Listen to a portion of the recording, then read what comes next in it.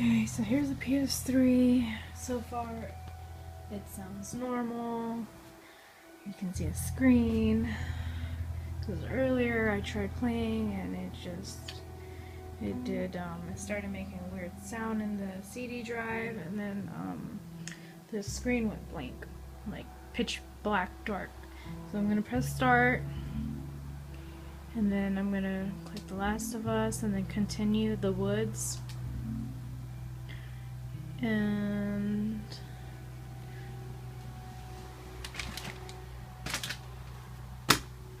set this down for you to see.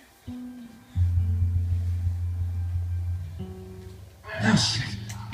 Damn it, they're coming over! They're getting through! Keep going, this way,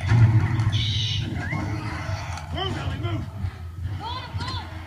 It's open, come on!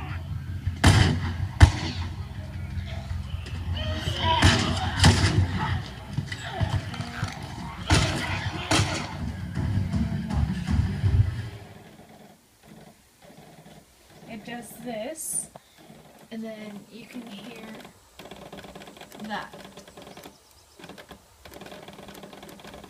It's like a buzzing sound, and the screen looks like this, and then it turns black.